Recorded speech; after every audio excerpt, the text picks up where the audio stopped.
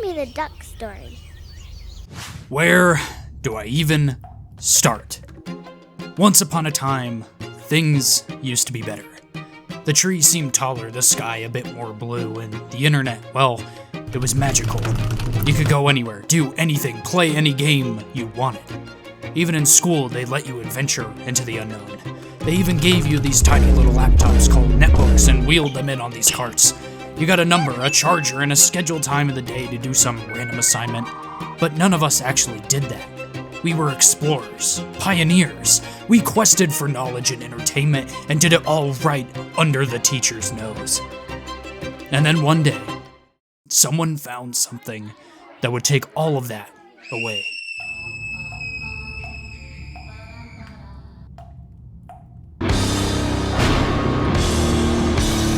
We had gone too far. We found what should have been left to die. This is the story about how that stupid duck ruined everything. Hey, what are you doing with my microphone? Nothing. What did I tell you about was using just- my stuff without asking? Dude, are you smack talking the duck song? Please, it What the isn't hell is what- this? Oh man, I'm sorry about that. I really shouldn't let him around my stuff. This is sort of awkward. There's a lot to unravel here. Why don't we just start with the title?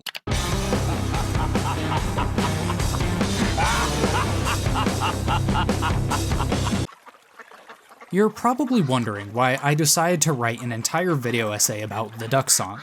Actually, you're probably more curious why I'm calling the duck song a masterpiece. Or actually, you're probably more curious about the whole monologue thing that just happened, but we'll get there. I mean, how can the duck song be a masterpiece? It has an animation style made in Microsoft Paint, a ridiculously repetitive chord progression, and has the most boring lyrics ever. Yes, you're right. This children's song isn't complex nor really special in any way, yet you know what it is. Whether you like it or not, this song changed your life. You sang it on the bus with your elementary school friends, you played it for your parents a million times, you memorized its lyrics against your will, and you said goodbye to it last year. Why? Well, to understand the answer to that question, we have to go back.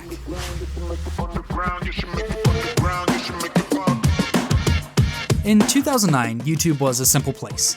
There was no algorithm, no product placement, it literally was just people. Videos of vacations, screaming at children in online video games, and passion projects. I want to emphasize that word, passion. Nobody really made money off of YouTube at this time. The only reward for posting your creation was the fulfillment of creating a community. Enter stage left, another random creator just like the others. But actually not quite like the others. Honey bear, honey bear, honey bear. This is Bryant Oden, a singer-songwriter who specialized in writing children's songs but never seemed to make it past family gatherings and small social events. To Oden, music was never going to be a career. Quote, "It never seemed like a realistic way to pay the bills." With a master's degree in educational psychology, Oden could find work elsewhere and kept his music to nothing more than a hobby. He moved from Oklahoma to Denver, Colorado, and made a living using his degree while gaining song inspiration from the beautiful Rocky Mountains. I can confirm they are pretty inspiring. As time passed and after being asked, he decided to finally start recording his music onto a CD, something that his family and supporters could hold on to support his hobby. He decided while he was at it, he might as well upload these recordings to YouTube. His creative drive kicked in. What was supposed to be a 9-song project turned into over 30. He was in a musical flow state where genuine creativity poured into the microphone and a drive to add a little good to this world layered itself upon the recordings. This song goes out to everyone with a short attention span. There was no monetary reward, just personal satisfaction. But it was this act to do good, to bring fun music to children that made him stand out among the rest. I laughed at Minecraft till I played the game. And one of these songs would catch the attention of a 14-year-old YouTuber. The two collaborated on a simple animation video for Oden's The Duck Song. That video has 658 million views and changed both of their lives forever. I remember the first day of the great... I remember the first day of the Great Duck War. After the weapon was found, hidden deep in the pile of poorly picked thumbnails, my ears bled. The netbook speakers unleashed a wrath not known for millennia upon this earth, a sound that pierced the hearts of brothers and sisters until nothing was left. My friends, my colleagues, my mentors, gone, reduced to atoms. The few that survived rallied in the corner of the classroom, shocked at what had just occurred. Luckily, the student who pressed the play button was able to press pause in one last-ditch effort before perishing to the wicked beast. They saved countless lives that day. But the other classes, they didn't. Dude, oh my god, stop. Kids' entertainment is a really funny thing. Since the time television and children's programming collided, it has always been a highly debated topic on whether studios should actually try to give kids great content. Ask some and they would say that children can understand and perceive just as much as adults when it comes to music and film. Ask others and they'll tell you that the Gummy Bear song is exactly what kids need. Forever, apparently. After enough fighting, most pieces of children's media end up finding some sort of middle ground. Believe it or not, this is exactly where the Duck song falls.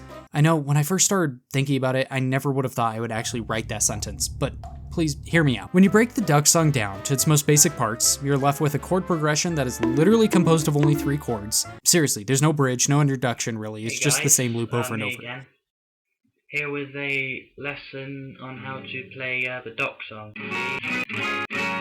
You don't have to have a degree in the liberal arts either to understand that this art style is stupidly simple, even for kids. There's an argument to be made that by having this Microsoft Paint design, it adds a sense of charm and genuineness for the era of the internet this video was published during. And yeah, I agree with this argument, but I don't really think this is the Duck song's best quality. For me, it's the story. And more specifically, the way it's told. Welcome to Lyric Analysis 101. Please sit down and enjoy. Let's break down the first Duck song together. Pay attention because you are going to be quizzed, and if you score wrong, you have to go have detention with Larry. A duck walks up to a lemonade stand and he says to the man running the stand, "Hey, got any grapes?" Pause. This is absurd to us as the audience just as much as it is absurd to the man running the stand. Of course there are no grapes at this silly little lemonade stand. Kids know this too, and they desperately want you to know that they know that this is absurd. And just like that, the Duck song has already done what most others of its kind haven't. It got your engagement. The man said, "No, we just sell lemonade, but it's cold and it's fresh and it's all homemade. Can I get you a glass?" The duck said, "I'll pass." God, fucking. With this first interaction, our prior suspicions are confirmed that there are in fact no grapes. The duck admits defeat and shrugs off the lemonade man's offer and waddles away. Until the very next day. And then he comes back! He asks for more grapes! Oh my god! Question 1. How would a kid react to this part of the song? Is it A, cry, B, scream, C, explode, or D, laugh because why would the duck come back? Okay, that one was easy. The stupid idiot duck keeps doing this throughout the entire song. He asks for grapes, the man gets peeved. My dogs are barking, and I'm upset. He asks for grapes, the man gets peeved, asks if he would like lemonade, and the duck declines. Then the man threatens the duck. He says, I'll glue you to a tree and leave you there all day stuck. So the duck says adios. The next day, we get the gist now. The gig is up, the duck is annoying as shit, and I'm starting to get really tired of this song. Yes, duck, we know you're asking about grapes. He's gonna say no, and then... Got any glue? What? This man's reaction is as good as ours. Confused. And when it's followed up with yet another question about if we have any grapes, we can't help but laugh. It's absurd, it makes no sense, but it's so charming. Huh? No thanks. Huh? But you know what sounds good? It would make my day. Do you think this store? Do you think this store? Do you think this store? Do you think this store has any lemonade? Then he waddled away. What part of most children's stories typically has the life lesson? A, the beginning, B, the end, or C, the climax? In the duck song, the climax and the falling action of the story happen very quickly. After the man laughs at the duck's silly question about the glue, the audience is shown forgiveness to the duck through the man's actions. And it's a great plot choice, allowing the song to perfectly resolve with a happy ending and teaching kids to forgive their neighbor. But then, the duck declines the man's offer. At this point, if we are still listening to this song, we are invested in what happens with this man and the duck.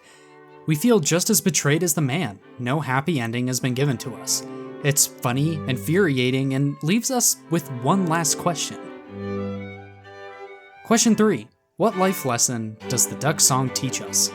A. Be kind to others. B. Forgive and forget. C. Nothing. Or D. Sometimes opportunities are in the most obvious places. It has been over 15 years since that horrible song was released to my classroom. I've seen its sequels published, its spin-offs adored, and its perpetuation as a weapon being used all over the world. Teachers gave it to one another to sabotage the classroom, parents burnt their home computers to the ground, kids sang the song so many times, they literally turned into ducks. I can't help but wonder where we went wrong. Why is it that so many people actually latched onto this stupid thing? The duck is an asshole. He does nothing good. I've seen him torment man, woman, and child and show no remorse. We have flown too close to the sun, too close to our sad end, bowing beneath the webbed feet of a monster. I have nothing more to say other than we lost. The war has been lost. I'm sorry, I couldn't do better. Hey, buddy, why don't you come watch this with me? I don't ever want to see or hear that duck again. He took everything from me. Just trust me on this one. I was 7 years old when the duck song came out. Now I just said goodbye to it as I get ready to graduate from college. It followed me throughout my life, coming and going out of my memory. I grew up, learned a lesson or two, and failed countless times. Other kids would annoy me with the duck song when I was young. Soon after, the duck song would pop up in my social media feed, and I made sure to ignore it. And throughout my entire life, I never understood the message of the duck song. It was just another annoying video from the annoying song era of YouTube and nothing more. Until October 11th, 2024, the Duck Song 5. The animation is weirdly beautiful in this one. The leaves are falling and the colors aren't as vibrant. The Microsoft Paint themes are still there, but this time, they have so much more detail. There's more people around, cars puttering by, leaves falling from the sky. Hell, is that a reflection in the water?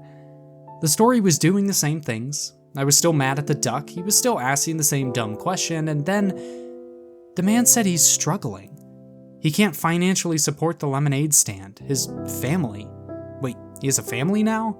No, wait, that's the girl from the store, that's wholesome. Wait, did he just ask the man if he wanted to sell grape lemonade?